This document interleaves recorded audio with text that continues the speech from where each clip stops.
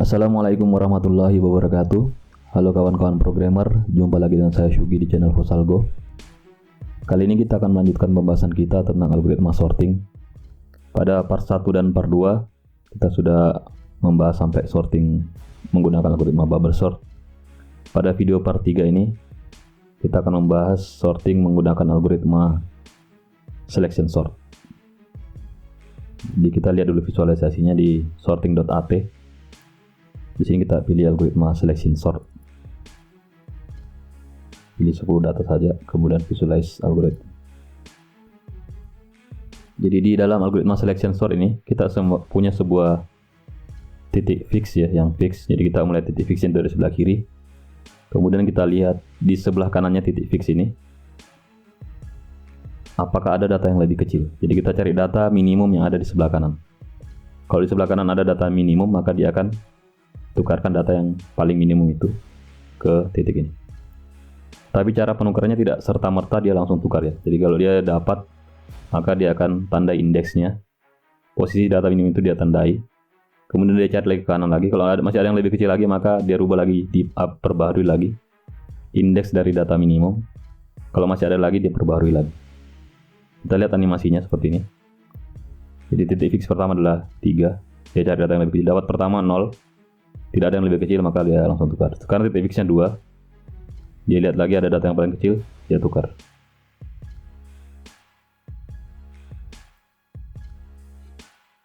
Kemudian algoritmanya kita bisa lihat di sini di Wikipedia. Kita lihat pseudocode-nya. Ya, pseudocode-nya seperti ini. Jadi pertama kita inisialisasi dulu panjang dari array, panjang dari vektor atau array-nya. Kemudian for dari i sama dengan 0 sampai array.len kurang 1 ya. Jadi dia cek titik kedua dari ujung. Jadi titik kedua dari yang elemen kedua dari yang terakhir. Jadi i-nya lebih kecil dari array.len kurang 1. Kalau i lebih kecil daripada array.len berarti sampai titik terakhir. Tapi ini lebih kecil dari array.len kurang 1. Kemudian di sini kita tandai integer jmin. Ini jadi semacam indeks untuk posisi min ya. Jadi ini yang ditandai adalah indeksnya, tapi bukan nilai dari array-nya, tapi indeksnya ya. Indeks dari array yang bernilai minimum. Mula-mula jmin ini kita tandai sebagai indeks array saat ini. Kemudian dia akan mengecek ke sebelah kanannya. Jadi cara ceknya dia mulai dari pas di sebelah kanannya i ini ya. Jadi i-nya misalnya i-nya adalah 3, berarti dia cek mulai j-nya ini sama dengan 4 sampai ke array.len kurang 1 sampai ke size-nya. Jadi kalau bedanya di sini adalah sini startnya dari i sama dengan 0, kalau di sini startnya dari i tambah 1. J-nya ini start dari i tambah 1. Kemudian dia akan berakhir di array.len kurang 1, sedangkan ini berakhir di array.len. Kemudian pemeriksaannya seperti ini di kanan. Dia akan memeriksa apakah array pada indeks j ini lebih kecil daripada array pada indeks min ya. Kalau lebih kecil maka dia tandai indeksnya. Jmin ini diperbarui menjadi j. Jadi dia tidak langsung melakukan swap. Dia tandai saja indeksnya. Kemudian kalau dia dapat lagi yang lebih kecil lagi daripada jmin ini, ada nilai yang lebih kecil lagi, maka dia perbarui lagi jmin. Dia tidak langsung swap. Terakhir, setelah for ini berakhir, setelah for yang ini berakhir, for yang di dalam ya. Jadi ini for yang di luar, for untuk i. Kemudian ini for untuk indeks j. Setelah for-nya berakhir, maka dia periksa di sini. Jika seandainya tadi nilai ini berubah, kan mula-mula kita tandai dia jmin sama dengan i ya. Jadi seandainya dia berhasil masuk ke dalam filter ini, maka nilainya berubah, bukan i lagi. Jadi nilai jmin ini akan berubah kalau dia sempat masuk ke filter ini. Dia bukan i lagi. Mula-mula dia sama dengan i. Tapi kalau dia sempat masuk di sini, maka nilainya akan berubah, bukan sama dengan i lagi. Ya, di sini dia bertanya, jika nilainya berubah atau jika nilai jmin-nya tidak sama dengan i, maka kita lakukan swap. Jadi dia baru melakukan swap jika nilai jmin-nya berubah atau jika ada nilai di sebelah kanan yang lebih kecil. Kalau nilai di sebelah kanan tidak ada yang lebih kecil, dia tidak melakukan operasi swap ini. Coba kita lihat lagi visualisasinya kalau di visualgo.net. Kita ke algoritma selection sort. Selection sort di sini. Kita lihat dulu datanya, kita create. Oke. Nggak panjang datanya. Kemudian kita go. Oke, kita lihat dia tandai titik kuncinya adalah di angka 3 nih, indeks pertama. Dia cari angka yang lebih kecil, dapat 2. Ini dia dapat, belum dia tukar. Oh, ternyata tidak ada yang lebih kecil lagi, maka dia tukar. Sekarang indeksnya di posisi 2, posisi kedua ya.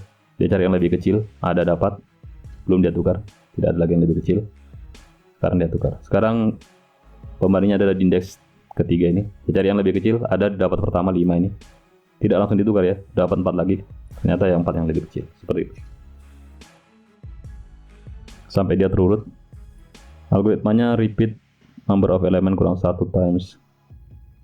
Ini pakai repeat until ya. Kalau kita nanti coba implementasi pakai dua-duanya for. Looping yang terluar pakai for, looping yang di dalam pakai for. Kurang lebih seperti ini.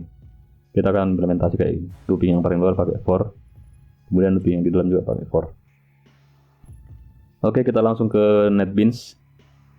Jadi ini adalah source code kita yang pada part 1, kita lanjutkan saja. Sudah ada algoritma bubble sort di sini ya. Kita lanjutkan saja. Kita buat lagi metode di sini. Tepat di atasnya main. Static juga metodenya, static. Kemudian void juga sama persis kayak di atas ini. Nama metodenya beda. Metodenya adalah selection sort.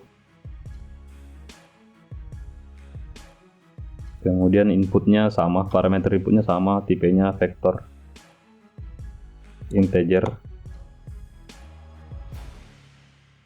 Kita pakai nama yang konsisten saja ya.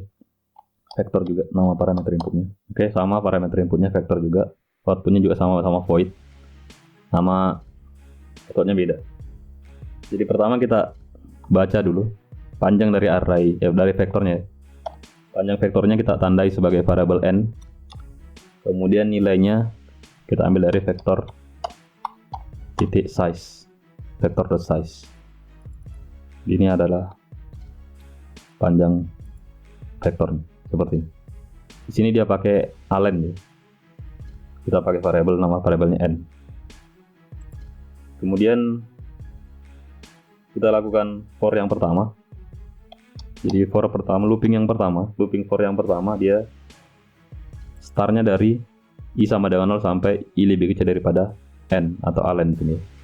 Kemudian incrementnya i++. Ya, di sini juga kita buat integer i sama dengan 0. Kemudian selama i juga lebih kecil daripada n kurang 1 ya. Lihat di sini. Di sini digunakan lebih kecil dari n kurang 1, kemudian i++. Kita ikuti saja. I++. Kemudian buka kurung kerawal, enter. Ya, di sini kita buat lagi. Ya, dia buat di sini integer jmin sama dengan i. Jadi kita juga buat di sini integer imin, indeks di mana nilai paling kecil berada, itu disebut dengan imin. Sama dengan i. Oh, maaf, bukan i. Kita pakai j. Di sini jmin.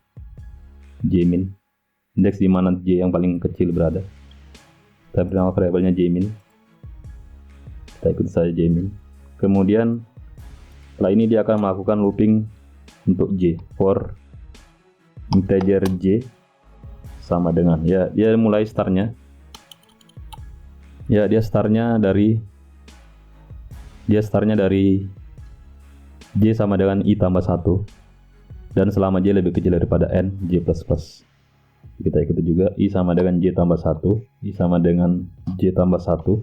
Kemudian dan selama j lebih kecil daripada n, kemudian j++. Sorry, ini i sama dengan j tambah 1. Oke, kemudian kita lihat lagi di sini. Kita sudah buat ininya. Kemudian di dalam for-nya ada pernyataan if jika aj lebih kecil daripada aj min. Ya, kita buat juga mirip dengan itu. Jika, ya kita bukan pakai aj ya, tapi pakai vektor. Vektor titik get j. Ya, vektor.get j lebih kecil dari vektor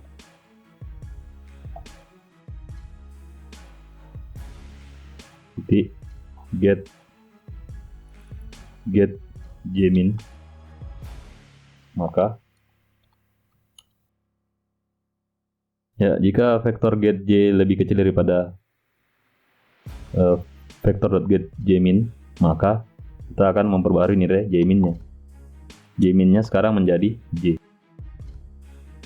Kemudian terakhir, jadi kita sudah sampai sini. Terakhir, ya setelah proses looping for j-nya berakhir. Jadi nanti di sini setelah looping for j-nya berakhir, berarti di bawahnya sini. Maka kita bertanya di sini, jika jmin tidak sama dengan i, maksudnya ketika jminnya ini berubah, dia sudah tidak seperti yang dulu lagi, dia sudah bukan i lagi. Karena mula-mula kita beri nilainya jmin sama dengan i ya. Ketika dia berubah, jadi kita buat sini pernyataan, jika jmin tidak sama dengan ini, bacanya tidak sama dengannya, tanda seru terus sama dengan ini dibaca dengan tidak sama dengan. Jika jmin tidak sama dengan i, maka lakukan swap. Ya, di situ pernyataannya, jika jmin tidak sama dengan i, maka lakukan swap ya. Ya, kita punya operasi swap di sini. Operasi swap kita adalah tukar vektor pada posisi jmin, dan i, pada posisi i dan jmin. Kita samakan saja di sini. Pada posisi i dan jmin. Oke, selesai. Jadi seperti ini selesai, cukup sederhana, cukup mudah di coding, barisnya juga tidak terlalu banyak. Pertama kita inisialisasi variabel n sebagai panjang dari vektor. Kemudian kita buat looping for dari j sama dengan 0 sampai lebih kecil dari n kurang 1. Kemudian di sini kita buat variabel jmin untuk menandai indeks dari nilai paling kecilnya di mana ya. Mula-mula jmin ini kita beri nilai awal sama dengan i. Jadi posisi kita berada langsung jadikan nilai jminnya. Kemudian kita mengecek ke sebelah kanannya. Apakah di sebelah kanan ada nilai yang lebih kecil? Kalau ada, tandai indeksnya saja ya. Kalau ada, kita tandai indeksnya. Jadi kita mencari ke sebelah kanan. Sebelah kanannya itu berarti, kalau i-nya sama dengan 0, berarti j pertamanya adalah 0 tambah 1, berarti 1 ya. Jadi kita selalu mengecek satu langkah di sebelahnya, sebelah kanannya dari i. Sampai ke lebih kecil daripada n, sampai ke indeks terakhir. Kalau tadi ini sampai ke dua indeks dari yang terakhir. Kalau ini sampai ke indeks terakhir. Kemudian jika di sebelah kanannya ada yang lebih kecil, ini cara pernyataannya ya, menyatakan bahwa jika ada di sebelah kanan yang lebih kecil daripada jmin, nilai pada indeks jmin, maksudnya jika vektor pada posisi j lebih kecil nilainya daripada yang ada di indeks jmin, maka perbaharui nilai jminnya. Nilai jmin sama dengan j. Ya, kemudian setelah selesai looping for untuk j-nya ini, kita bertanya lagi, apakah jmin berubah? Kalau dia berubah nilainya bukan sama dengan i lagi. Jadi jika dia tidak sama dengan i, maka lakukan proses swap. Jadi swap ini dia menghemat swap karena dia hanya melakukan swap jika di sebelah kanannya ada yang lebih kecil. Ini berbeda dengan metode bubble sort. Jadi kalau bubble sort dia memeriksa antar dua tetangga yang saling berdekatan ya. Pokoknya kalau ada yang berdekatan di sini, saling bertetangga dan berdekatan, dan nilai di sebelah kanan itu lebih kecil daripada sebelah kiri, atau nilai di sebelah kiri lebih besar. Kalau ini nilai sebelah kiri lebih besar daripada di sebelah kanan, sama maksudnya, maka dia langsung swap. Jadi ini proses swapnya terlalu banyak, ini berbahaya. Tetapi kalau di sini dia hanya menukarkan jika ada nilai yang lebih kecil di sebelah kanan. Jadi dia kalau dapat nilai yang lebih kecil di sebelah kanan, dia tandai dulu indeksnya. Dia tidak langsung rubah, tidak langsung swap, tidak langsung tukarkan nilainya. Dia tanda saja indeksnya, nanti terakhir setelah proses pemeriksaan selesai baru dia lakukan penukaran. Oke, kita coba validasi. Pertama kita cloning dulu vektornya. Bikin vektor di sini. Vektor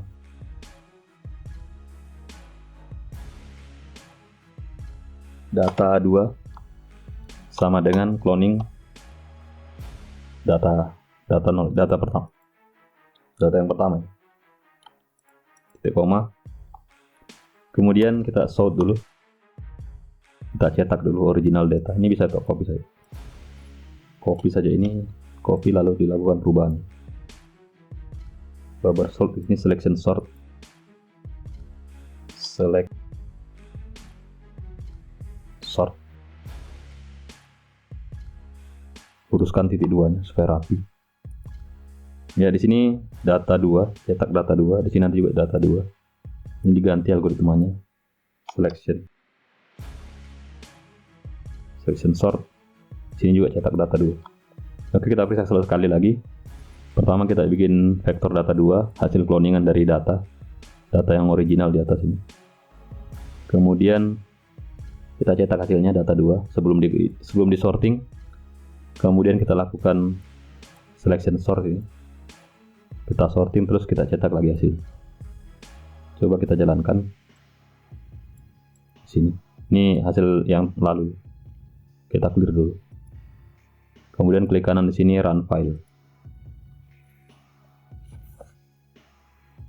Oke, ini hasilnya untuk original data. Kemudian hasil untuk selection sort. Dia sudah terurut ya. Oke, saya kira untuk algoritma selection sort saya cukupkan sampai di sini dulu. Untuk source kode lengkapnya insya Allah akan saya share melalui URL GitHub di deskripsi video ini. Terima kasih. Assalamualaikum warahmatullahi wabarakatuh.